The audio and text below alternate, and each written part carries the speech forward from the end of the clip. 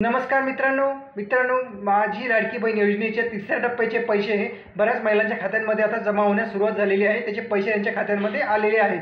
पण आता हे चेक करण्यासाठी काय होत आहे, बँकांमध्ये खूप मोठी गर्दी होत आहे। महिला ताई सगळ्या काय करतात, बँकांमध्ये जाऊन बघत आहेत की त्यांचे खात्यांमध्ये पैसे जमा झाले की नाही।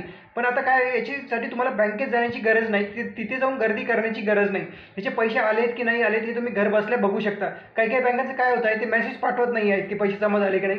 ठीक आहे, तुम्हाला मेसेज नसेल आला तरी चालेल, तुम्ही आता एक घर बसल्या तुम्ही ते बघू शकता की तुमच्या खात्यामध्ये पैसे आले का, तुमच्या खात्यामध्ये बॅलन्स किती आहे हे तुम्ही घर बसल्या बघू शकता। आता काय मित्रांनो, वेगवेगळ्या बँकांचे वेगवेगळे नंबर आहेत, त्या नंबरवर जर तुम्ही कॉल केला किंवा मिस कॉल दिला तर तुम्हाला तुमच्या खात्यामध्ये पैसे आले का नाही, त्याचे तुम्हाला सध्याचं बॅलन्स काय हे सगळं तुम्हाला घर बसल्या कळू शकतं।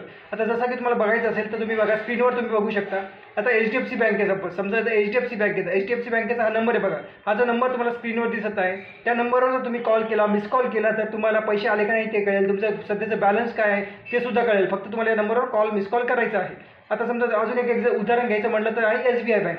आता तुम्ही SBIचा बँकेचा पण नंबर इथे बघू शकता। या नंबरवर तुम्हाला कॉल करायचा आहे, मिस कॉल करायचा आहे, तर तुम्ही याच्यावर कॉल केला, मिस कॉल केला तर तुम्हाला याचं कळेल की पैसे आलेत का नाही, तुमचे बँकेचं बॅलन्स किती आहे। तुम्हाला बँकेत जाऊन गर्दी करायची गरज नाही। अशाच प्रकारे वेगवेगळ्या बँकांचे वेगळे नंबर आहेत, ते तुम्हाला स्क्रीनवर देत आहे, ते तुम्ही बघू शकता आणि त्याचा वापर करून तुम्ही त्यांना कॉल करा, मिस कॉल करा। तुम्हाला काय होईल, तुमचं घर बसल्या तुम्हाला कळून जाईल पैसे आलेत का, किती बॅलन्स आहे, काय सगळे तुम्हाला घर बसल्या कळून जाणार आहे। ते स्क्रीनवर दिलेले सगळे नंबर तुम्ही बघून घ्या, त्याच्यानुसार तुम्ही त्याचा वापर करू शकता। तुम्हाला व्हिडिओ आवडला असेल तर शेअर करा, लाईक करा, चॅनलला नवीन असाल तर सबस्क्राईब नक्की करा। थँक्यू।